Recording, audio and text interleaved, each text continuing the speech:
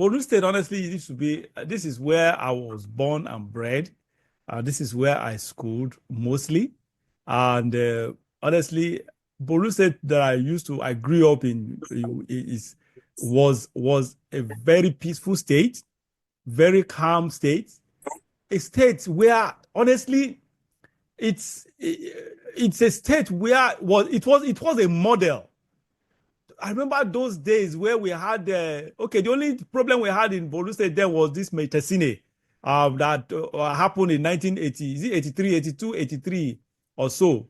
Metesine that actually started in Kanu and spread to Medugri. That was the only time we had that issue, Metesine time. Apart from that, Borno State has always been a very, very peaceful state. It's a state that has a mixture of Christians and Muslims. We have a partly Muslims, partly Christians. Now, the ratio is what I can't factually tell you, but I'll just tell you that it should be around 40-60%, 40 Christians and 60% Muslims, because we have a very, very large number of Christians as indigenes then. But today, Borno State is not only a hub of instability, it is also the foundation and the den of terrorism. Now, apart from that, the governor is coming out with a ban on alcohol, general ban. In Kano, we have areas there's this alcohol. I don't know, in Kano, it's banned in certain areas, but not the entire Kano. Alcohol is banned in Kano. Oh, the entire Kano state? Yes. Well, I thought there are areas that... But in practice, not the issue of areas, it's a practical matter, it's not the law. The law bans alcohol, but there are places you cannot enforce the ban, like army barracks and other things. You can't go there, the Sharia committee cannot enter. And even Sabongeri. We have so many hotels and there now. Sabongeri, you can't enforce that there. So, but we have this governor doing the same thing. I didn't know that. I thought Kano, okay, yeah, by law. I didn't know that it was statewide law. Honestly, I thought, but practically on ground, literally, yeah, it's in law. It's in law, but you can't implement it in certain. Just like I said, army barracks and Sabongeri. But here we have the same issue happening in Borno State. The Governor Zulum bans alcohol in Borno State, launches crackdown on social voices. Let me read 2 or 3 paragraphs of this. Borno State Governor Governor Zulum has officially banned the sale and consumption of alcohol across the state as part of a broader initiative to curb rising crime and social vices. The announcement was made on Tuesday during the inauguration of a newly restructured committee tasked with shutting down illegal hotels, brothels, criminal hideouts, and shanties. The committee will also target cultism, drug abuse, prostitution, and other antisocial behaviors plaguing Medugri and surrounding areas.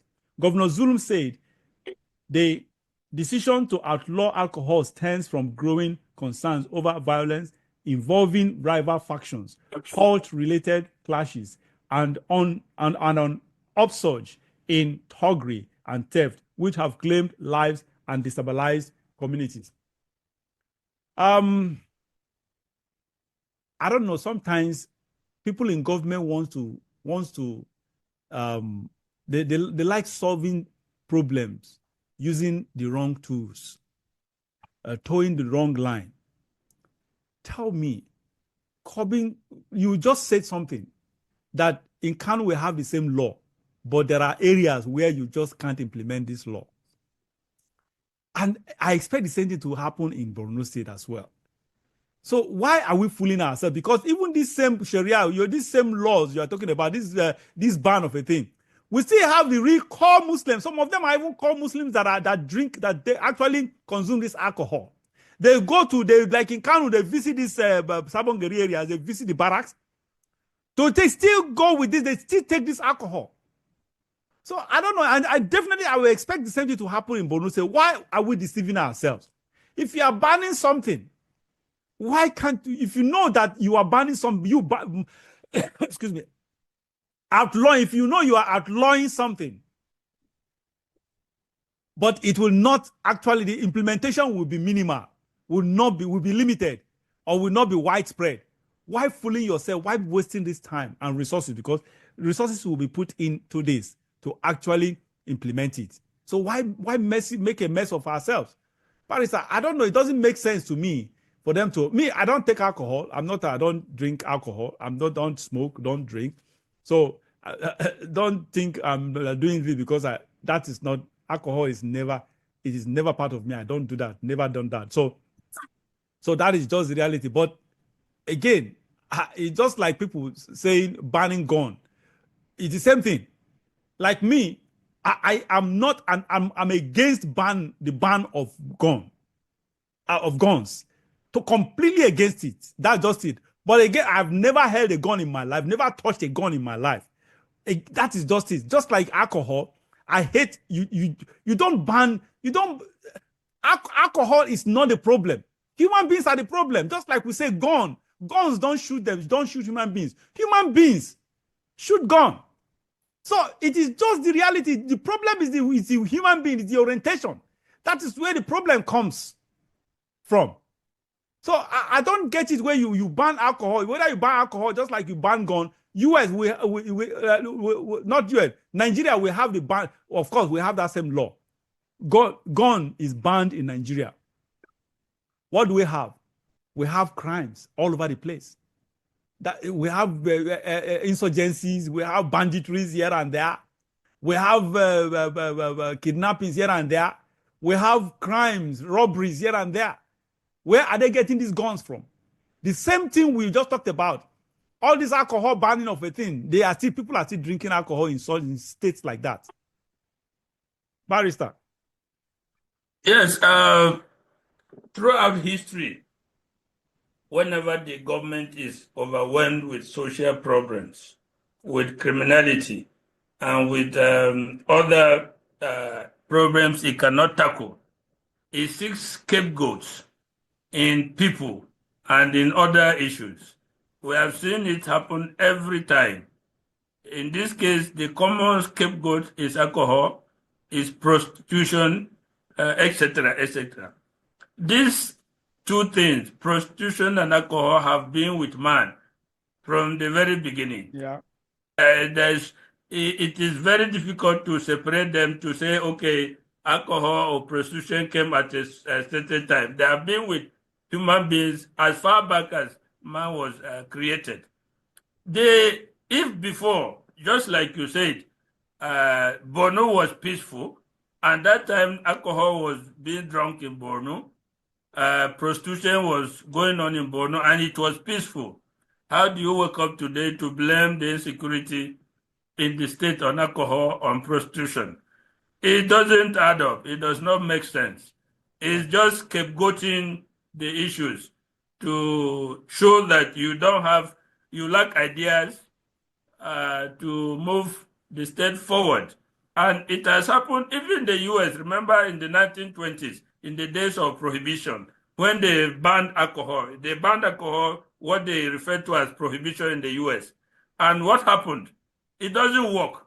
The mob became rich and more powerful from breaking the prohibition, from underground sale of alcohol in the US. Go and read it. The mob actually became richer and more powerful during the prohibition than before and even after, because alcohol became hot commodity. If you could smuggle it, you sell it at a very high amount, and you make a lot of money. These are things that people must take. The ban, the forcing somebody not to take it is never the solution. Other means will have to be applied. Education, enlightenment, and the rest have to be applied, but never force, never by force. Whether it is alcohol, whether it is by prostitution. In a way, they also have benefits to the society. No matter how reprehensible you can talk of prostitution, it's still beneficial to the society. Let me put it that way. Some people will laugh, but assuming for the sake of argument there is no prostitution, how many people's wives will be raped by people who just have to have sex? They will have to be raping people's wives, people's daughters. Honestly. Some of these things some of these people just have to do it. So they relieve themselves from the prostitute. Yeah. If you take out the prostitute, your daughter, your wife will be at risk any day, anytime. And besides, So that is even the oldest profession. So you just can't eliminate it. It's been there from creation. What I'm saying. This is the oldest profession. Is scapegoating. When the government start to do that, know that they have run out of ideas of what to do. You were in Borno, you were born and brought up there. I have been to Borno several, it was peaceful. I have stayed in Borno for 6 months to conduct election petitions.